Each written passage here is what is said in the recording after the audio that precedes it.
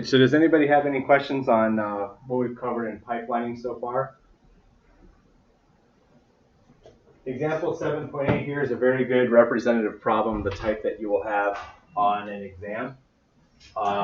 It combines all the different concepts, basically what happens, where are your hazards, first of all. Second of all, we're going to find what would happen if you did not have data forwarding and you're trying to insert stalls. And then the third part is, what is my data forwarding improvement? So here we have a set of instructions where we have,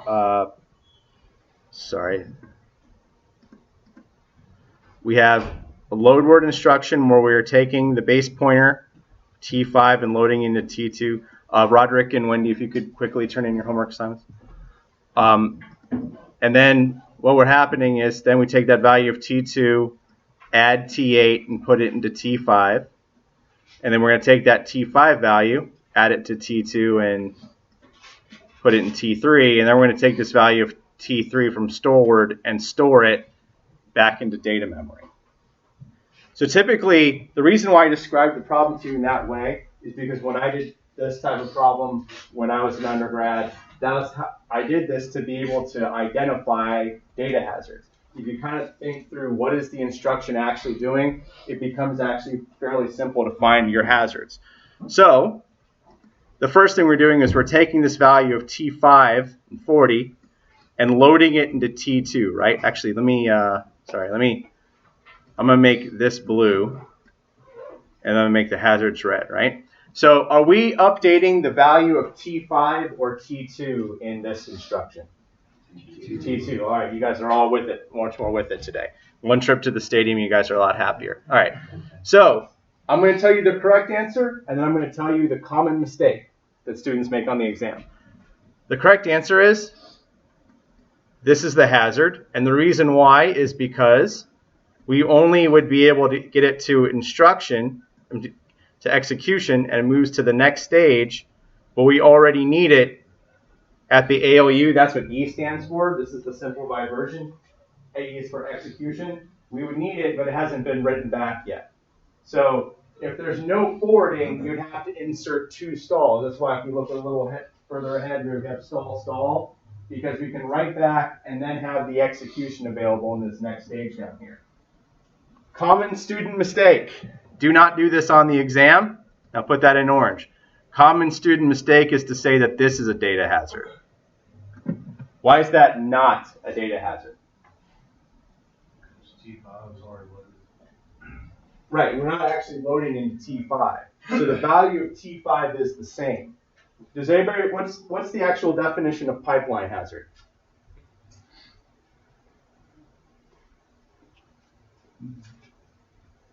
See if anybody can think of it before Joseph finds it in his notes.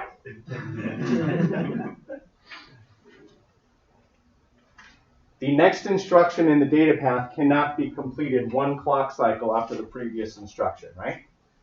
So here, that's not a hazard because the value of T5 has not been changed.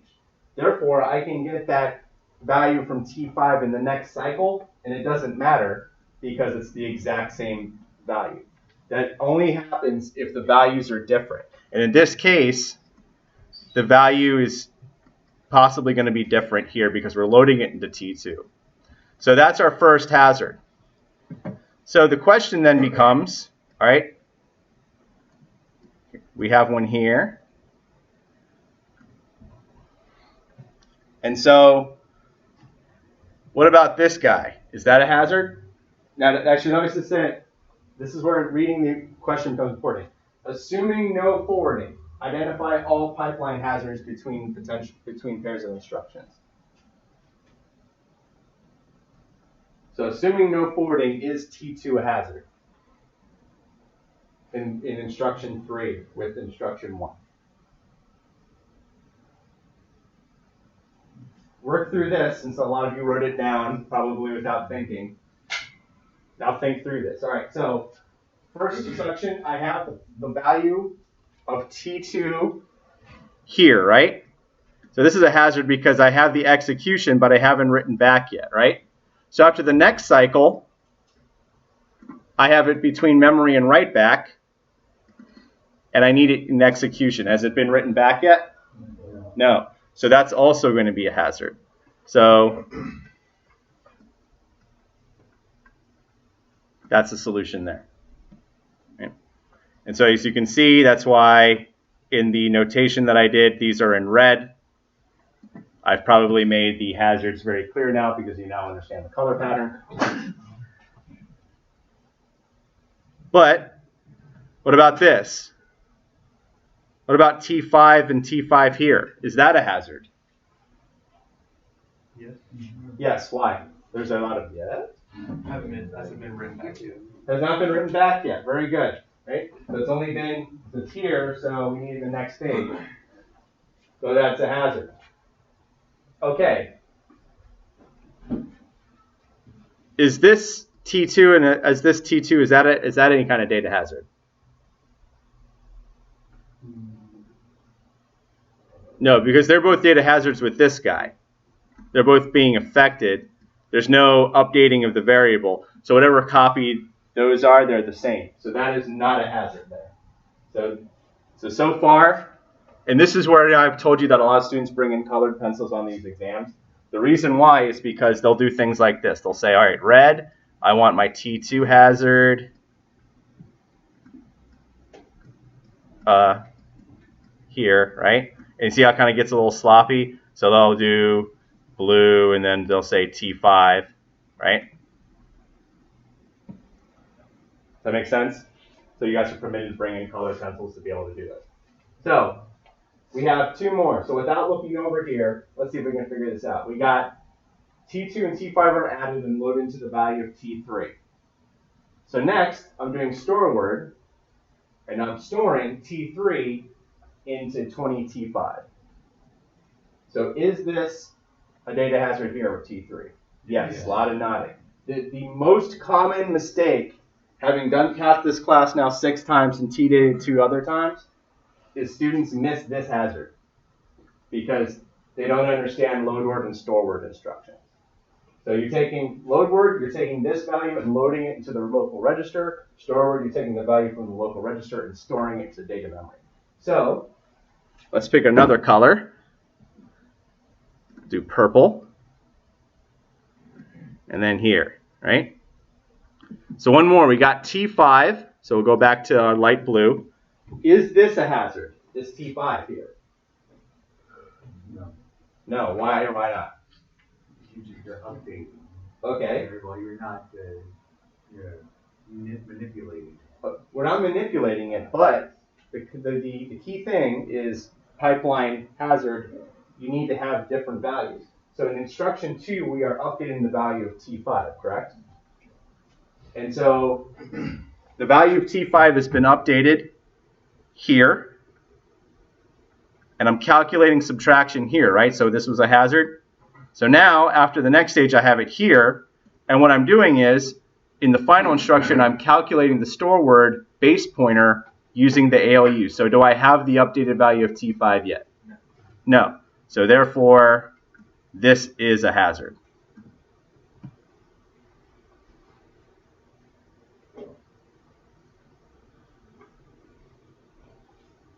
If you draw this out like that on an exam, then it's sufficient for full credit.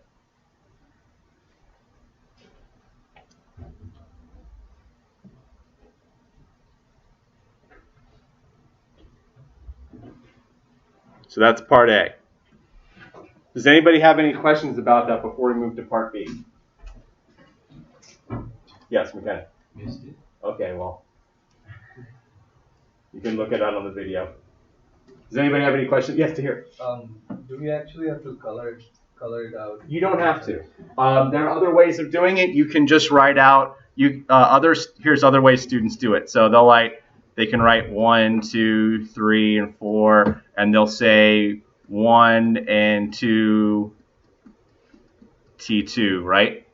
And then they'll say 2, 1. I'm sorry. They'll say 1 and 2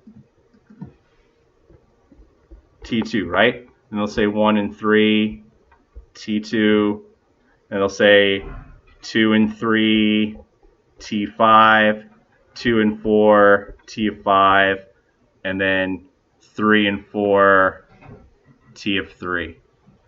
That's another way of doing it. As long as you convey somehow that you know the answer. Okay, fine. So clearly a hazard exists if the execute stage occurs at the same time but before the write back. What about the decode? Because those both take place at the registers, right? That's okay. So that's a very good question. So where the register separates that out, and I'm going to go into because I'm actually going to go over the actual pipeline data path. But to give you guys a little understanding is the actual control signals are passed along between those buffers, those registers in between stages. So that write back that comes back from the 5th stage, and we use register write and register destination, they actually go through execution stage to the next buffer, then through the decode stage to the next buffer, and then they're actually brought back to the registers.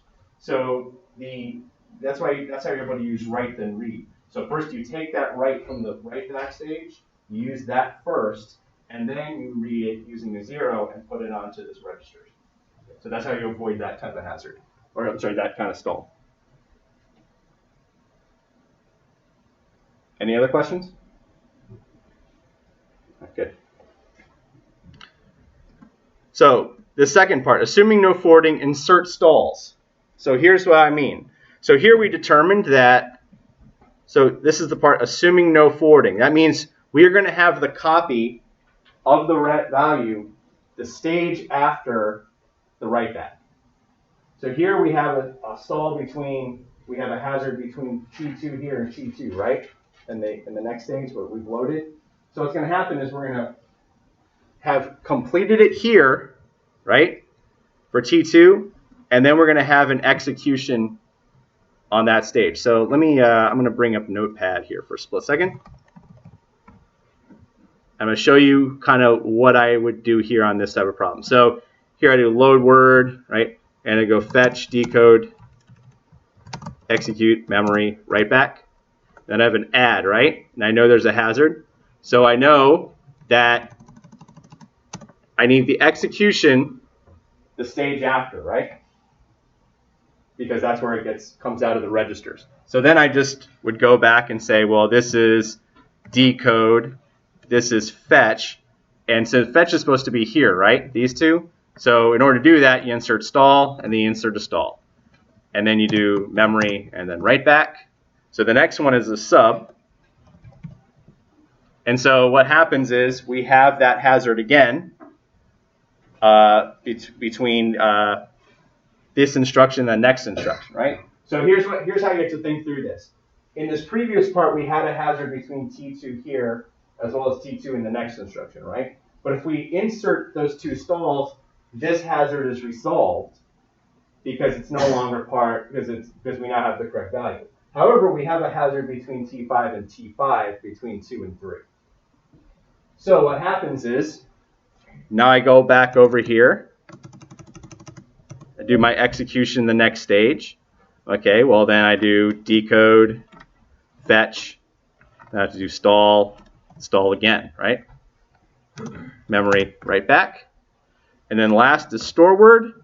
And for this portion, just part B only, you just look at the previous instruction. The stalls eliminate all other instruction hazards except for the previous instruction. So we do have one between T3 and T3 here, right? So that means, once again, we have to insert stalls. So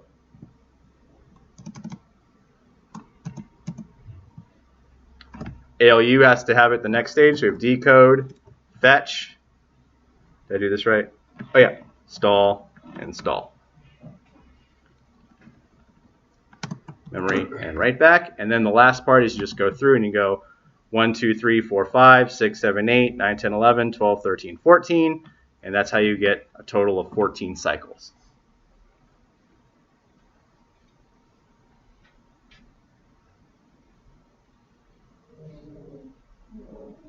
Does that make sense? Good. Very good. And so, let's work through the same problem again, except part C, assuming we use forwarding, insert stalls, and oh yes, Brian. In So those last two steps, the clock cycle where the write back and decode are happening, you're writing T3 to the register, and then in the same clock cycle, getting T3. Yeah, you're getting So you're in the clock cycle. You're writing to it first, and then you're getting it from the register. This is a really good question. So you're getting it from the register, and then putting it on that buffer in between the register and execution stage. So therefore, once the execution stage starts, which is here, it has it available. So here, this write back, we are writing T2 there, and then reading it up there, so we eliminate, so we can avoid one more stall. If we didn't have that, we'd have to insert another stall every time, right? Because we'd have to take the write back stage and then get it from the registers and then put it on that buffer and then execute it, which means we'd have to insert 3 stalls instead of 2. But that write then read capability of the registers and MIPS allows us to eliminate that stall. So for part C, we do have data forwarding. So we have fetch, decode, execute, memory, and then write back. Now here's the thing. For load word, when do we have the actual value of T2 available in the data path? After memory. After memory, correct. So that means you go to the memory part here, right? And you need to forward it back to the ALU. So E is going to be here, right? So then you do the same trick as before. You just go to the next stage. So you E, execute, memory, write back, and then decode, and then fetch. And then because normally if you didn't have any stalls, it would line up like this. But because it's off by 1, you have to insert 1 stall in order to make it work. So that's just for load word. So next we have subtraction. We had data hazard. So we can use data forwarding. So when is that value available in the data path now? The value of T5. After execute. After execute. Very good. Which means we're just gonna, it's just gonna be, we don't have to insert a stall because we can take the value from execute of T5 and it's immediately going to be forwarded to this value here.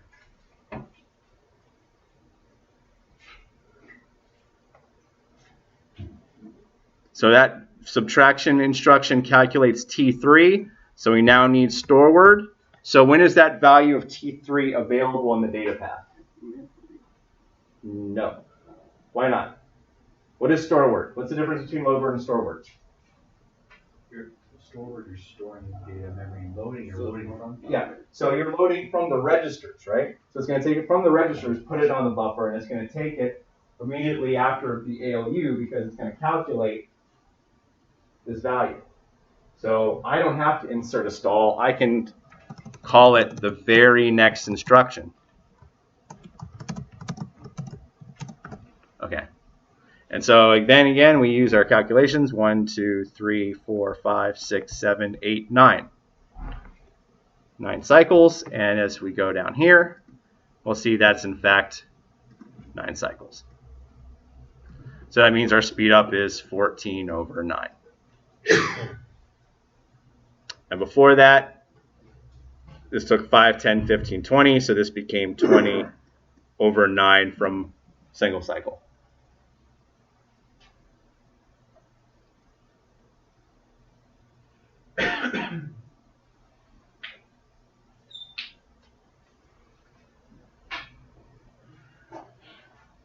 Does anybody have any questions about that before we discuss how data forwarding is done? Yes, Brian. So in that last step, what was necessary was that memory occurred after execute? Correct.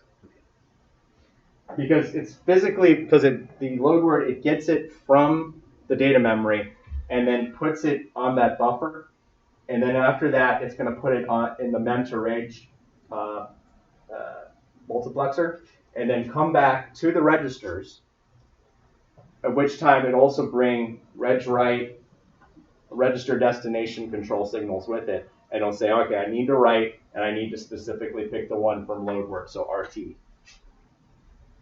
I will go into much more detail in the physical part, because you're right, that without having some physical visualization, it becomes a little difficult to understand. Does anybody have any other questions about this? All right. So how is data forwarding and pipeline stalls achieved in the data path? So what's going to happen is, just like before, after in the instruction decode stage, the 32-bit instruction is going to come out, and it's going to send your 31 to 26 to your controller, 25 to 21, 20 to 16, and so forth, just like before. And then your controller is going to calculate the control signals like we did previously, except it's going to break them into stages. So in the stages that it gets out here, it's going to immediately send to the execution stage, register destination, ALU op 1, ALU op 0, and ALU source. And then memory access, it needs branch, mem read, and mem write. And then write backstage, it needs reg write and mem to reg.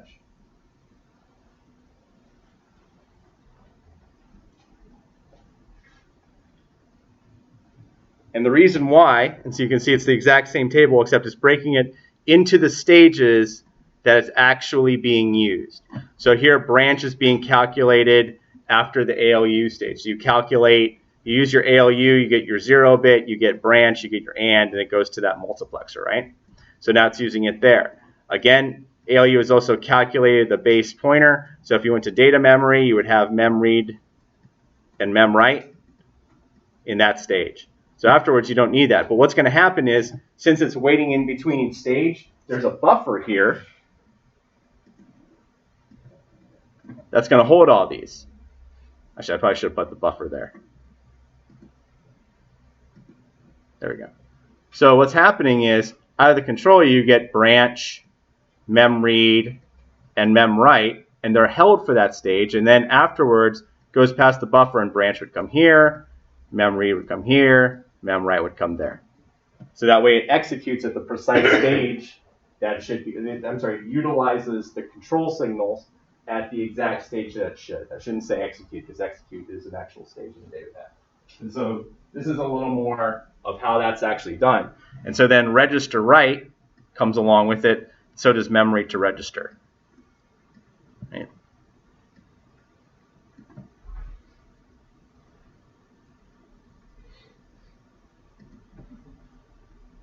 And so here's how that's actually physically done. You can see the instruction, this is their 32-bit instruction. It's sent to the controller. The controller then has all 9 control signals initially. So then in the execution stage, all the control signals that are used are then actually physically implemented in the execution stage. All the control signals that are used later are passed along in a bus to the next buffer. So then the memory stage and the write back stage are also passed along. And then, just like we discussed before, in the memory stage, you have your branch, you have your mem read and mem write, and then those other control signals are passed along as well. And then write back, these are passed to the multiplexer, and then this one's actually brought back to the registers, because that's the stage it needs to be used in. And so this is kind of a rudimentary overview of what that data path looks like. So you can see how it's actually bringing back the values here. So it has register write, which, as you can see, is not coming from the controller, but is actually coming from this portion of write back stage. You see how that works? And I think that's where the answering your first question comes into play. It's passed here, then it's passed to the next stage, and then it comes back around, back to the registers, so that way it writes on that 5th stage. And then what happens is it's going to write first.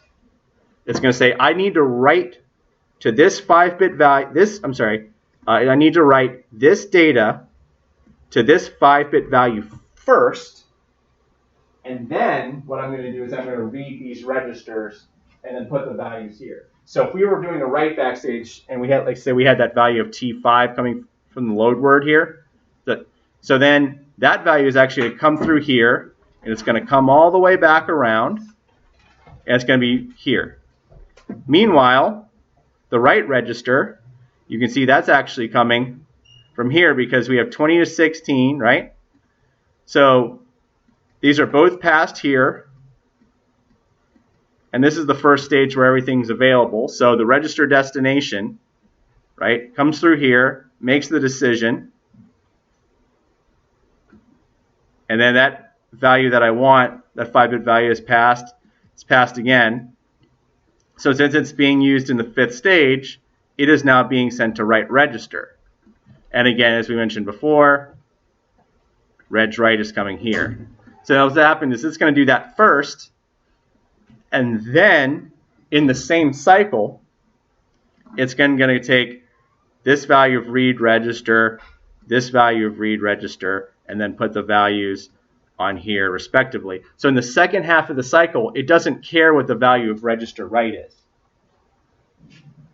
So that's how that hazard is avoided. And that's by doing that, we're able to save a clock cycle. So therefore, it improves the performance of the computer. As you recall, the compiler-driven encoding of a micro engine that has high-performance execution of compiled code, that's part of the design choice.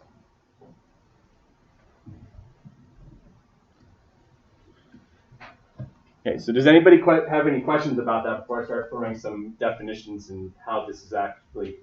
So down here, we're going to be inserting 2 control units. One of them is called a hazard detection unit, and the other one is called a data forwarding unit.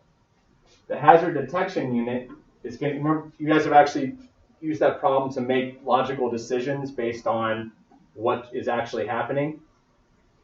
Well, that is physically done in the data path. And then the pipeline is, I'm actually going to show you here the actual logic. So 7.21, hazard detection unit is defined as a control unit used to determine if one of the pipeline register hazard conditions, let me make this 108%. I can go a little bigger.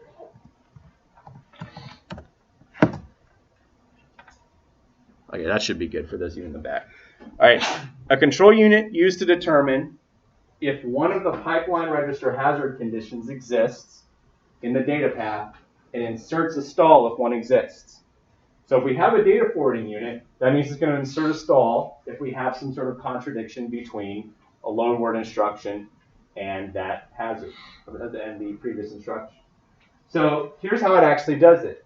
It takes in, we have a copy of register RT and RD at each stage. So I know you guys are all copying, but I'm going to scroll back up for a split second.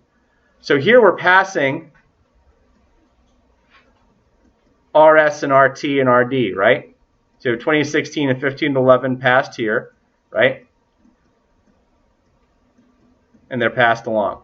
But all of these values are passed to the next stages.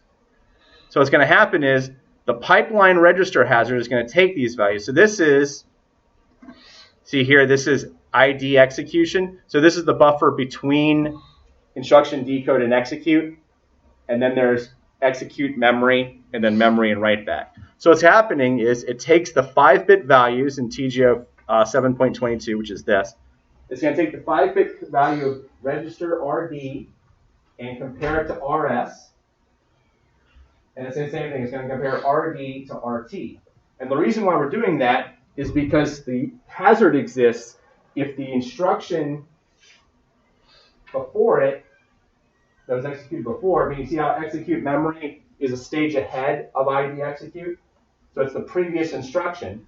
If the value I calculated, not the value, I'm sorry, if the 5-bit value of the register that I'm calculating is the same as the next instruction's RS, or the 5-bit value of the register that I calculated is equal to RT of the next instruction, then I have a hazard.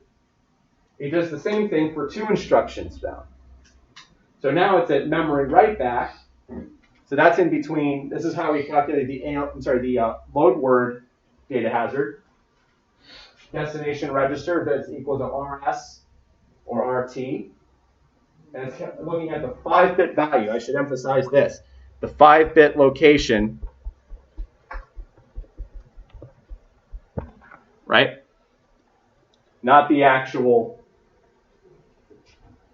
value, because they would actually be different. So what's going to happen is we're going to use multiplexers to make these kinds of decisions, so that way because here, making a 5-bit comparator is easier than making a 32-bit comparator, right? Now that we know about area overhead. So this allows us to make 4 5-bit comparisons instead of 4 32-bit comparisons. And so now that we have the hazard, the other item that's used is this data forwarding unit. It's a control unit which takes inputs from the control signals at each stage, so inputs, and forwards the values to the inputs of the arithmetic logic unit. I'm going to scroll up just a little bit so those of you in the back can see 2.23.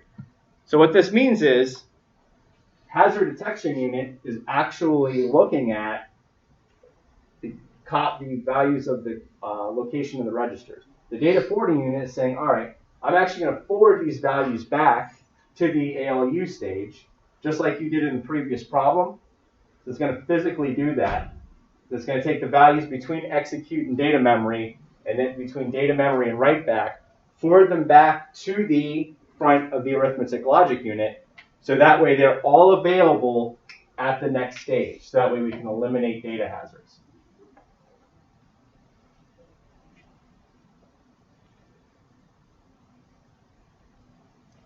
I'll give you guys a split second to copy down data forwarding unit.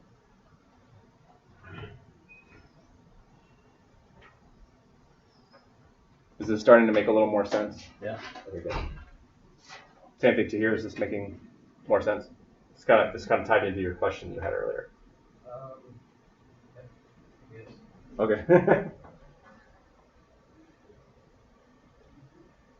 All right. So here's how that data forwarding unit works. This is kind of a general overview. What's going to happen is it's taking all these values from the hazard detection unit. The hazard detection unit inserts the solves. The data forwarding unit is actually creating control signals, forward A and forward B. And this is actually a 96 to 32 mux, where you're having 3 32-bit values in. The forward A has, how many bits do you think forward A is required to have in order to properly do this?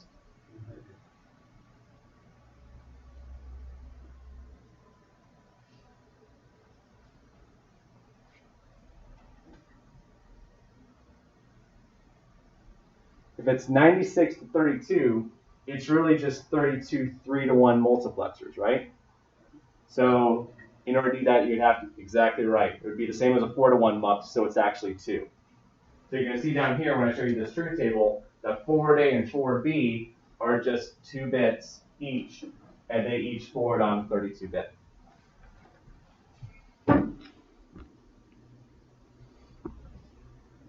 So here is the truth table for that. Forward A, if forward A is 0, 0, that means the source comes from the value between instruction decode and execute. That means we're actually getting the value from the registers that we want. So the first ALU operand comes from the register file. So that means there was no hazard in the first place. So if it's 1, 0, that means it's from execute memory. So that means the first ALU is forwarded from the prior ALU result. So that means we've calculated a value from the ALU. We realize, oh, that's the most recent copy that we have. So it happens is the data forwarding unit sends the value 1, 0 to forwarding A, and it's going to actually create a bus from that buffer that's in between the execution data memory stages, forward that back to the multiplexer, and pass it along to the ALU. And then if it's 0, 1, that means it's from memory write back, which means we're getting a value from the data memory. So that value is a load word instruction. So if that's from memory write back, the first ALU operand is forwarded from data memory or an earlier ALU result. So the reason why we add or an earlier ALU result is because we could have had a situation where, let me come up with a good one here. Add T1, S1, S2, and we have load word T3, 0, S5, and then we have subtract T4, T1, S5, right? So it's happening here, and I'm sorry for those in the back who can see, but this hazard still exists.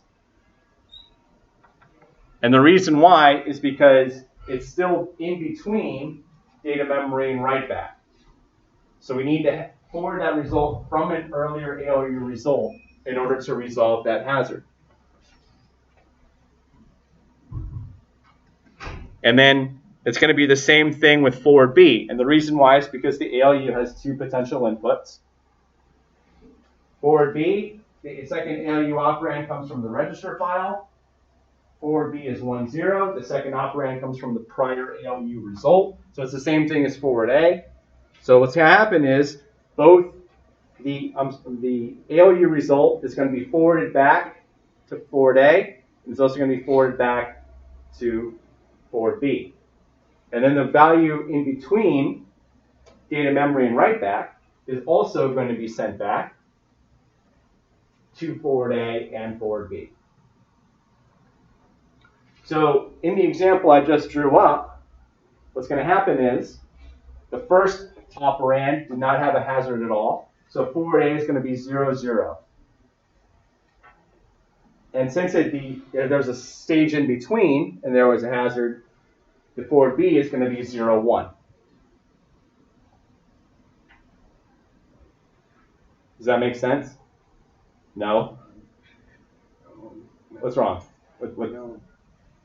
Why is like I don't see why forward B is 0, 1. That was a design choice. That's nothing else other than because it could be 0, 0, 0, 1, and 1, 0, and that's what they chose. I'm including this for understanding. This is kind of why I not include. It's actually kind of ties into why I don't ask for this table on an exam. When I was an undergraduate, it was, and it's just like, okay, well, there's no intrinsic value in understanding these numbers other than that was the design choice of Patterson and Hennessy. And I try to avoid other than definitions, I try to avoid asking questions that involve just brute memorization.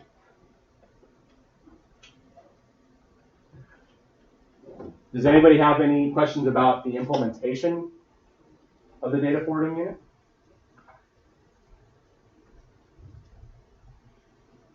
All right. So in that case, let's move on. So here's the full pipeline data path. I'm a kinder professor than I once was. This used to be an exam question. It is not anymore. That was because I also used to not post videos, and this would be about where we would finish the class. So, I used to break the final into a take-home portion and an in-class portion. Like the 30% was the take-home portion, but that was good because everything that I didn't ask on the previous exams got covered in the 30%, the 70% was the in-class, so students really like that. But I feel like I've done a much better job since of figuring out how to ask questions on an exam that are comprehensive. So I feel like the questions that I've provided on your exams are pretty representative of what you learned in the class. So here's what's actually going on here. And yes, this would have been just a pure memorization. So here we have if you recall, here's our PC plus 4, and it looks so quaint now, right? So we have a hazard detection unit, right, which sends out all these hazard values. And what's happening here with this hazard, HZD, is it's just basically saying, if there's a hazard, insert a stall. It's going to actually hold the value, and it won't actually pass it until the next stage. So if you recall, that's where master-slave flip-flops come into play, right? Because it's not going to pass it along until you get the clock signal and the next signal, right? So here you're using a hazard to prevent it from moving on. So that's how you insert stalls.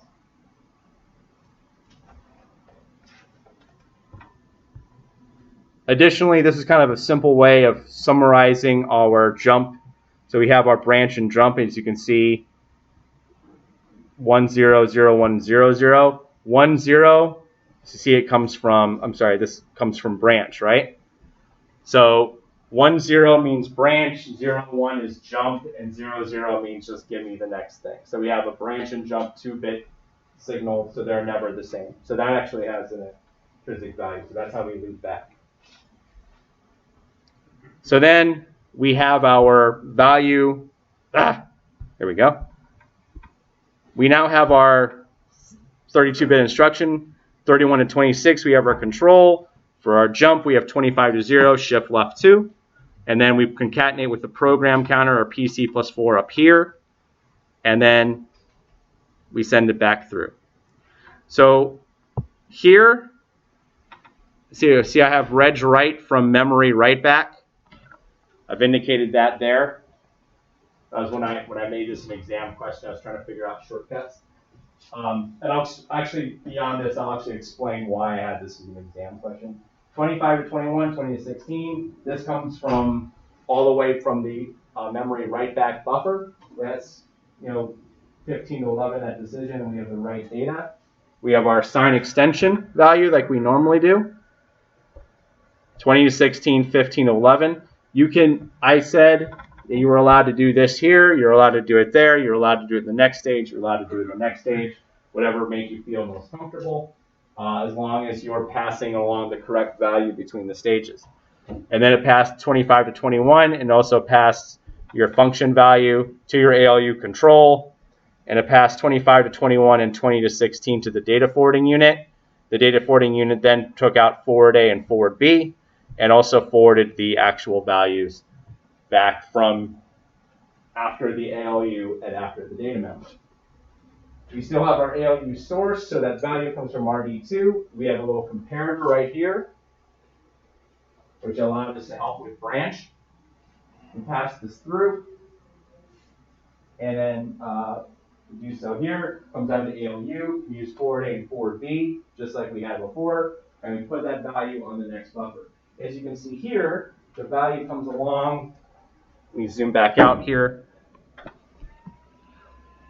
This value comes along. That's register RD from the previous TGO. It goes in the data forwarding unit.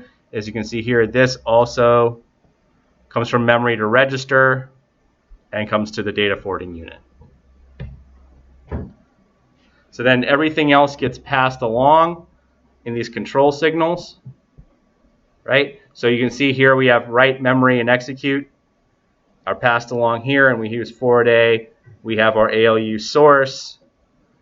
All these control signals are used here. Write back is passed along. We have memory and memory write, and that's we have memory to register, and then register write is passed along all the way through here. See if there's any other quirks or details I'm missing. Again, we have the hazard. Other thing about hazards, remember that if all the control signals are 0, then nothing happens, right? So what's happening here is if we have a hazard, it sets it to 0, it doesn't pass along. If it's 1, then it just passes with the clock signal. Which means if it's 1, all the control signals, let me just draw this up too. So if it's 1, all the control signals are passed along to the next stage, right? Meaning that the execution is permitted. If it's 0, it's passing all zeros. It means we're not reading from memory, we're not writing from memory, we don't really care what happens if ALU source, we're not writing to the registers because a stall has been inserted and therefore nothing happens in the data path. So therefore the data integrity in a stall is preserved.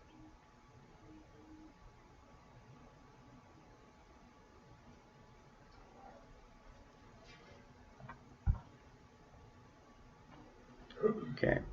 Anything else? Does anybody have any questions about this?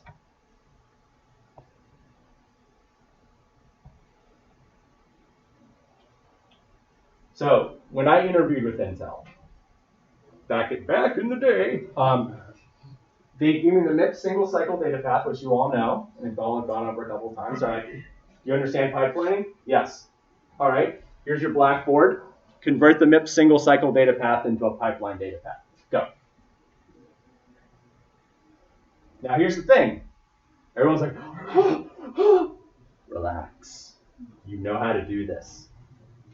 Okay, first thing I need to do is I need to insert buffers, right? Buffer, buffer, buffer, buffer. Next stage, what control signals do I need between each stage? So I was in a room with like 5 or 6. Here's how I do it. So I actually had the single cycle up. I drew the buffer here, drew the buffer here. Like, well, if I need to resolve data forwarding, the first thing I said was, do you want me to have data forwarding or no data forwarding? I think that's when they knew I knew the answer to this question. But do I have data forwarding? I have to be able to forward this back, at which point I have multiplexers. And I even said in there, I was like, I'm going to preserve the Patterson-Hennessy notation of 1, 0, and 0, 1. But then the key thing that they wanted was to see if I understood this concept. The hazard. The hazard control signal says, all right, I'm going to put a 0 here, so it's going to insert a stall. Additionally, I'm going to insert a hazard here, and I'm going to flood it with zeros. That means every stage is not going to do everything. So a little later on in this section, we're going to be going back to exceptions and interrupts and how that becomes an issue. And there's 2 potential instances where a hazard or an interrupt can take place. One, if I have some sort of weird instance, since it's compiler-driven decoding of the microengine, where the control signal in 31 to 26 that is issued doesn't correspond to anything. It's actually wrong for some reason. The other instance is what happens if I get overflow. If I get overflow, that means the integrity of the result of the ALU has been compromised. And because of that, I have to have hazard placed at 2 places in the data path. I need to be able to stop the next instruction. If I get a bad control signal, I need to be able to insert that immediately here. And if I get a bad ALU result, I need to be able to stop the previous 2 stages until it's fixed by the operating system. So that's why there's a hazard control signal here, and there's hazard control signal here, but there's no hazard control signal here and no hazard control signal here. Because by the time you get here, it's been flooded with zeros, it's all fixed, so you don't have to worry about anything else.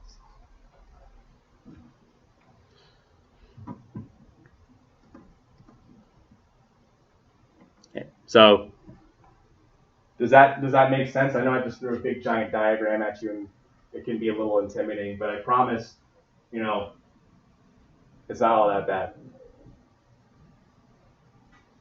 Y'all didn't even understand multiplexers at the beginning of the semester. Look at this. This is a full computer right here. You guys understand a full computer now. You genuinely are computer engineers.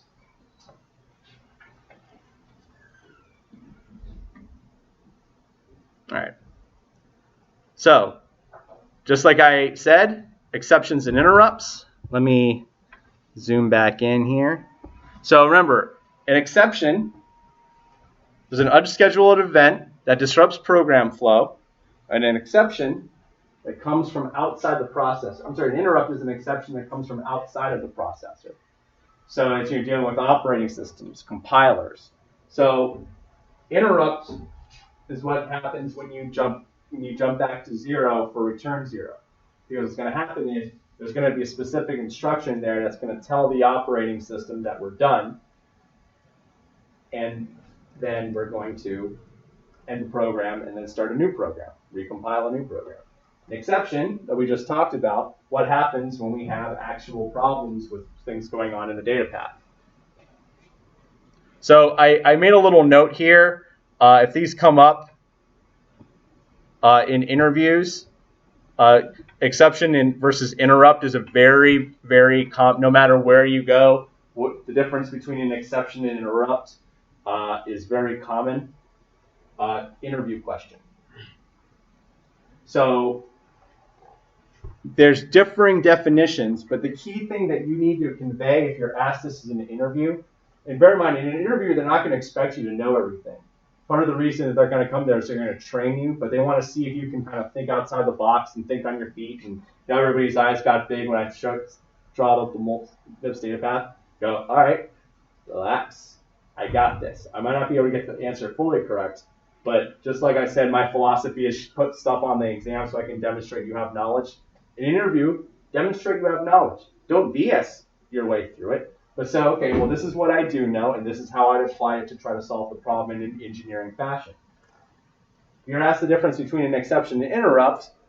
The definitions may vary, but the key thing you need to say is there's two instances where data flow through the processor which needs to be stopped. One, if we have some sort of calculation that compromises the integrity of the data, or the instruction, there's a bad instruction that can't be executed by the data path, or there's an interrupt from the operating system that tries to gain control of the processor from the previous program. If you can answer it that way, and it can explain it in that manner, no matter who you're interviewing with, they'll say that's sufficient.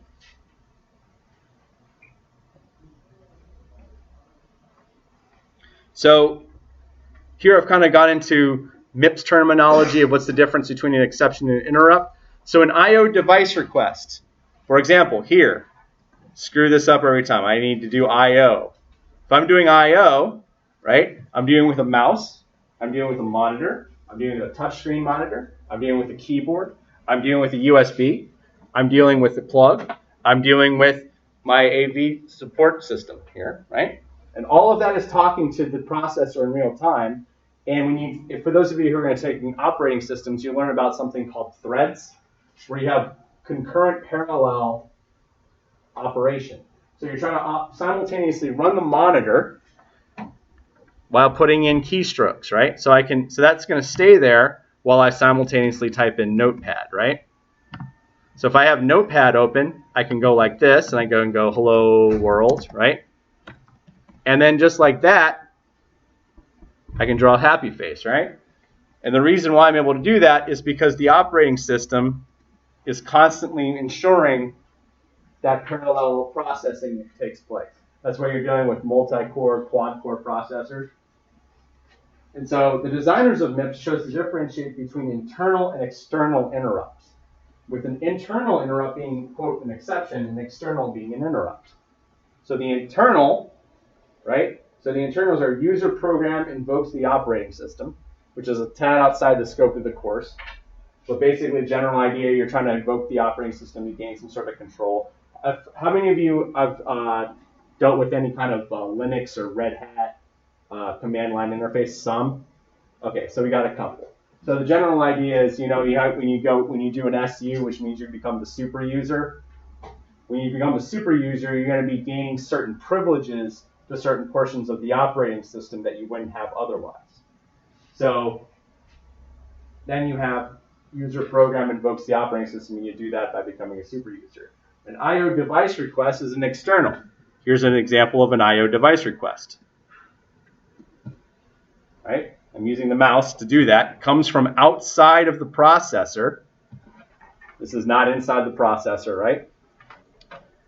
And it's MIPS terminology, they call it an interrupt. So arithmetic, and then the other two, which is what I've already talked about already. The arithmetic overflow, you have an instance where we exceed in section 3, we talked about the maximum range that we can add before we start dealing with IEEE 754. So if you get some sort of arithmetic overflow that's internal, because that actually occurs inside of the data path, and that's an exception. And additionally, undefined instruction, what happens is 31 to 26 in the instruction that comes out of instruction memory is wrong. And that's also known as an exception in this case. So sometimes they call it internal interrupt or external interrupt. In the textbook and in class, we refer to it as exceptions and interrupts. So interrupt outside, exception inside.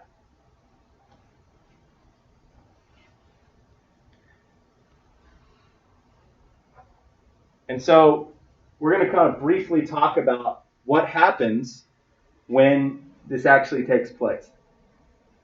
So the MIPS, we have the overflow. we detect, it goes in, it detects. Remember everything in the MIPS, green sheet, it goes through and says, okay, we have all ones. I don't think I don't think 3F was on the MIPS green sheet as a potential control signal. So let's just say it's all ones. Like, whoa, that's wrong. Something's up.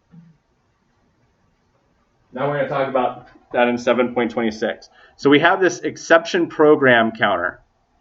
So the whole idea is that we're counting through, just like before. We go to each potential instruction, and then we get to the specific instruction where the interrupt occurs. The exception occurs. Right? So what happens is every instruction before that is still going to work fine. We want those values to execute. We want those to complete because they're not being compromised by the screw up. But the instructions afterwards, we need to stop and do something. So the operating system is going to take control. So we load that value into the exception program counter. So here we formally define it. NIPS includes a register called the exception program counter to contain the instruction that caused the exception. And the basic action is upon receiving an exception, the processor must save the address of the, quote, offending instruction in the EPC so that, and then transfer control to the operating system. So in the textbook, there's a very in-depth description of what goes on in here. I won't go that terribly in-depth in this course. That's in chapter 6. Yeah, it's in chapter 6 if you want to look it up. But basically what's happening is we have all of these copies of registers, right? We have these 32 registers that were the current value when the error took place, right? And so what we need to do is the actual operating system is going to be loading all 32 copies into data memory. It's going to store the location of the error program counter, telling me once I fix everything, I need to put these values back, and everything else that's fixed, once the operating system does what it does, and then restart the program at the specific instruction that we want it fixed. So in order for the OS to handle the exception, it must know the reason for the exception, which makes sense. Now, if you've ever worked in an IT job, sometimes the people that bring you the computer, they might not necessarily be able to convey why it's broken. It's broke. Why? Oh, and then you have to figure it out. So the operating system is lazier than you are. But in this case, there are two types of exceptions. So the table here describes them. So undefined instruction means that 31 to 26 is wrong. The exception hex value is this, 8000000 hex. And then arithmetic overflow is 800000180 hex. So how many of you have looked at the programming, the final project description that I posted on Blackboard? Okay, quite a few of you. And so you probably saw in the MIPS 32 registers that values 26 and 27. I said you need to find those and translate them. This is stored in register 26, and this is stored in register 27. So those are reserved values that are stored in there. So this is a hex value, so you just convert that to binary, put that in there. It's never changed.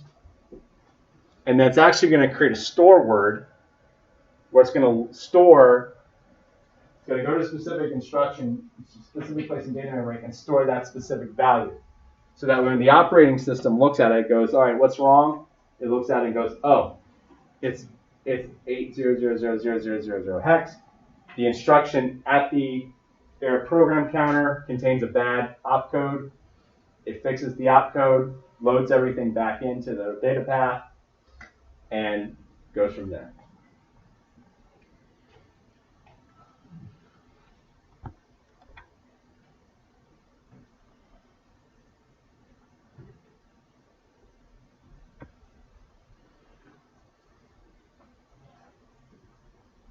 Does anybody have any questions up to this point? All right.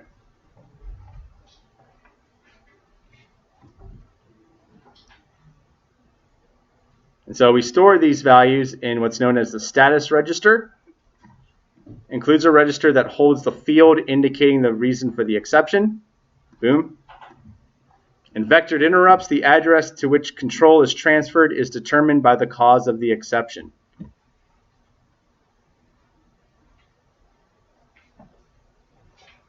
So a lot of that has to do with how the operating system handles it.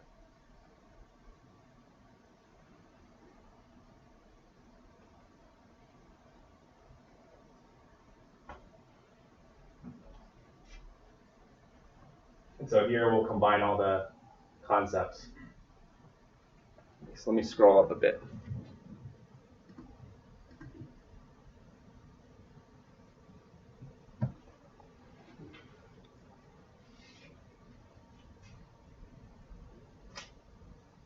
So 7.29 is a really good combining concepts question, which is why I ask it on exams. So here's the worst case scenario that you can deal with.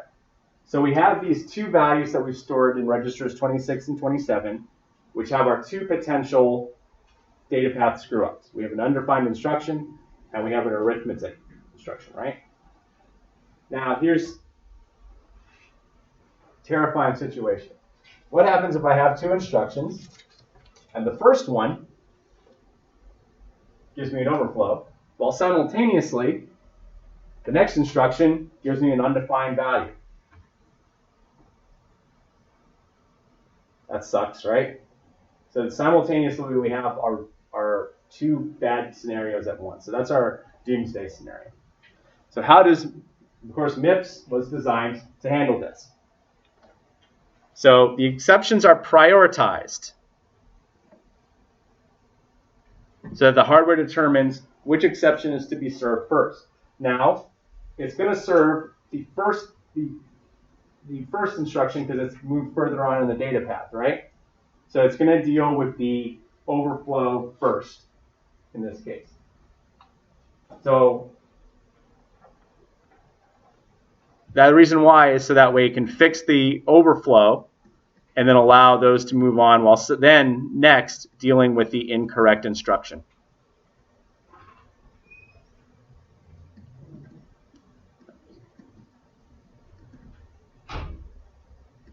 Then the error program counter captures the address of the interrupt instructions, and the MIPS service register records all possible exceptions in a clock cycle. So we have two, right? So worst case scenario, we have two. The first one is going to contain, let's say the program counter was at say 80, right? And that was our overflow, so is 80000180 hex, right? And then our next instruction was our undefined instruction, so it's going to be 80000000 hex. So that is where error program counter, MIPS service register. So that is how the operating system is going to look at and go, oh man, I got to deal with this one first. So that's my priority. And then I'm going to deal with this one.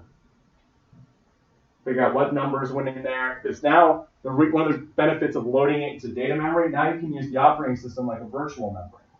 So what's going to happen is the operating system is going to look at where you have the two registers that you used to actually perform that operation and go, that one is right, that one doesn't work. Oh, that's where our screw up is. Fix that value. Then you load everything back in the register. So then it goes, all right, well, next thing I need to do is I need to fix this one. What the hell happened here? Oh, my opcode is wrong. Oh, that person wanted to do add and it's all ones. I screwed up. Let's change it to all zeros. And then it's fixed.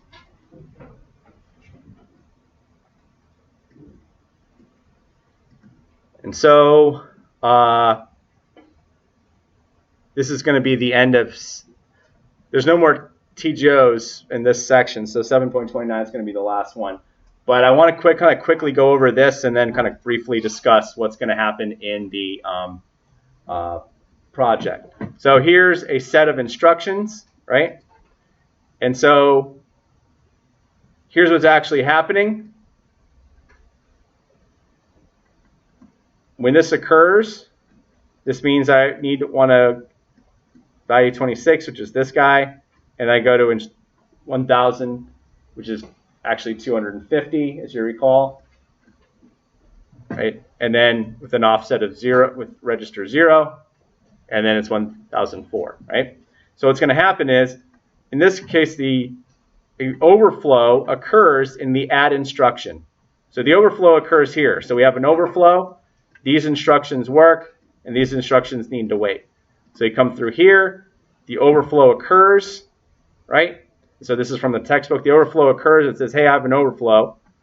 What's going to happen is these two instructions are going to continue, but then it's going to send back this value, this hazard. Here it's defined as IF flush, right? IF flush is going to say, all right, give me all of these zeros. I'm going to put 0 here until the hazard is resolved. The same thing, it's going to go to IF flush here.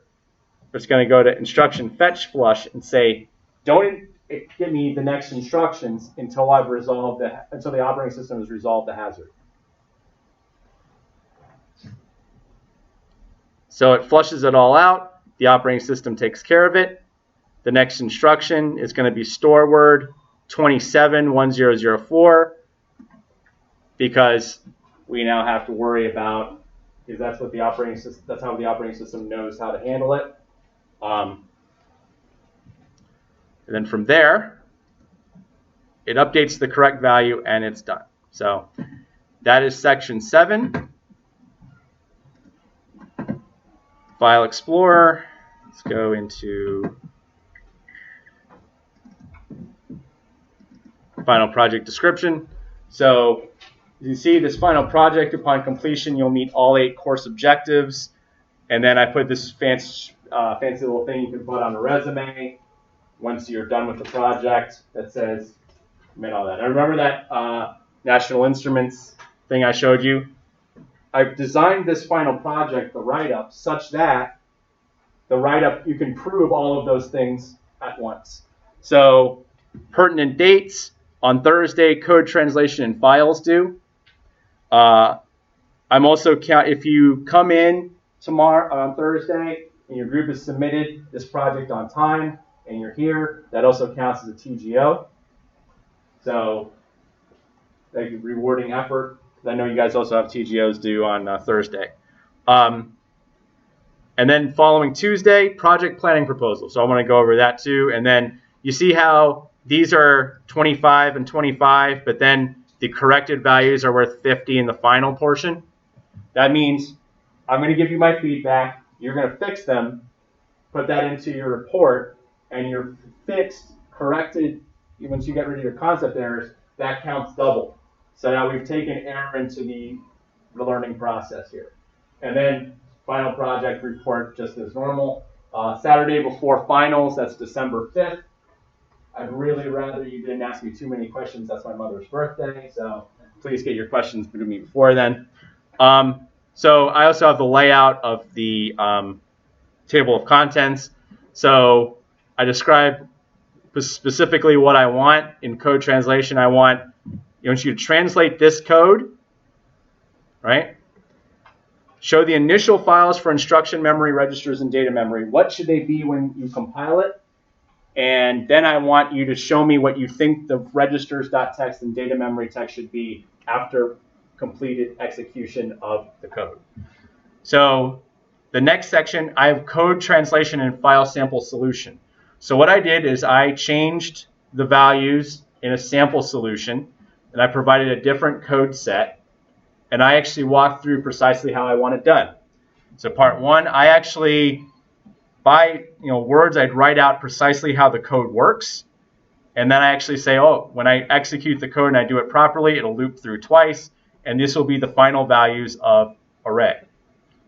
So then I translate C to MIPS. I thoroughly comment it.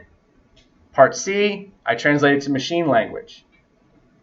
So here, the initial instruction memory is just take the first 8 bits and you cut it down. So this is going to be 4 times this length. And then it's supposed to go to, in the description here, I decided it should hold 16 instructions. So 16 times 4. and then you add in the first few instructions, and then, as you can see, it starts having a bunch of zeros at the end because it's empty, right?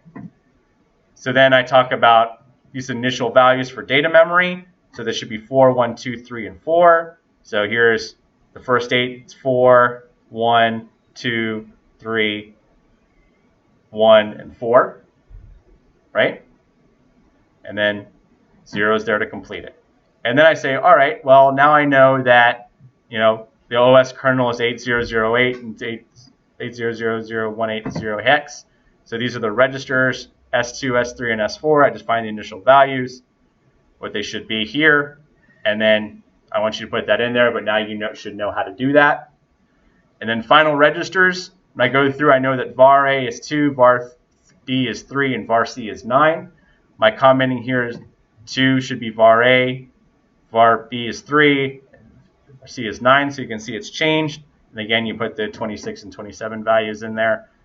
And then I know that the array values are updated. So I create an updated file final data memory.txt, and I show, okay, I know how it should start, and I know how it should end. So I'm designing it properly. This should be by start and finish, and that's taken care of. So the next stage, I actually want you to sit down with your group over this weekend, and I want you to plan how you're going to spend the next 3 weeks doing this. So a lot of it is getting together in groups, laying out a plan, doing all this stuff, right? So if you have this project planning documented, you can submit this in a job application. It'll make you stick out. So for example, I have this stages layout. I have this instruction memory. You have a 32-bit binary value, a 32-bit add, hard code PC4, and you have a PC plus bool on the output. Get int value of 32 bits. And I have a byte array. I get the values. I concatenate them together. And since I know in my sample it goes up to 52, because 13 times 4 is 52, so I know 48 to 52. B0 should not enter a loop. It should go to the end of the program. So I came up with a pseudocode. I recommend you go over this and change it to reflect the files and functions that you wrote. And while PCInt does not equal 0, if it's 0, just terminate the program, because we're not dealing with the operating system in this course. And so I had preconditions and postconditions. In my sample, I knew it looped from 1 to 12, and it would loop back to 1 and do 12 again. The second loop, third loop, it gets to 7, it branches to 13 and jumps to 0, and it terminates the program. And so I then talk about I need to get those instructions, and I need to get PC plus 4, and I have left the rest of these. You can have the preconditions and postconditions of each stage. And then I say update registers.txt, update data memory.txt, and then free them. You free all your allocations. And then this is the part where I really want you guys to focus on over the weekend when you start due next Tuesday. So here I have my fictional group members, Alan Turing and Richard Feynman. And we have described, all right, so we have these different work times, work classes. Everybody writes this up. I'm free. They're free all day. I work on Saturday, work on Sunday. Additionally, the second part should be important dates and challenges. So here, I have exam on November 23rd. We have 385 exam on December 1st. I have another final on December 1st. So December 1st, we come up with our Gantt chart. You can probably see, troubleshoot any coding issues, but that's, we take care of that in the evening. Alan Turing has his sister's wedding on November 21st, so he's not going to be able to do any work on that at all. And these are his exam dates. And then Richard Feynman, his exam on November 25th. In addition, he's going to the mountains with his family. And so over Thanksgiving break until that Sunday, he's just not going to be available. So now you have to come up with a project plan of how you're going to get this done between then and the due date of December 5th. So as you can see, submit proposal on the 17th. We go over, write this all up. And then look at this. Thanksgiving, I'm not doing any work on Thanksgiving, so we just write Thanksgiving in all quotes. And you can see here at the end, we have like troubleshoots any coding issues, writing up a report. You can see constantly update, write up, update, write up, update, write up. So this is a good description of how you and your group can lay out, here's what we're going to get done. So if you start falling a day or two behind, instead of waiting until the due date, go, Dr. Morrison, you can address those issues in real time, right? Submission by 11:59 p.m. And so the final project and report, I just have the basic stuff. And then you recall here, able to apply diagnostic to identify technical problems, take initiative, be a self-starter, work effectively in a team development environment. All of that can be proven by the way you're going to write this up. I also have, I want you to include all of the .h files. You're going to create a separate section and call it man pages, like manual pages like in C. So anybody trying to refer to your code can look in there. The final report is going to be huge, but the reason it's going to be huge is because you've done a lot of work, and your final report should reflect your work, right? And so I've included this here. And so you prove you don't do this, and this is a Dilbert comic, and we'll finish the class here. We're going to try something called agile programming. That means no more planning and no more documentation. Just start writing code and then complaining. Like, and then one of the programmer goes, I'm glad it has a name. And the boss goes, that was your trading. So you don't want to look like you do that. So this is posted on Blackboard. If there are no other questions, you're dismissed. All right, you are dismissed.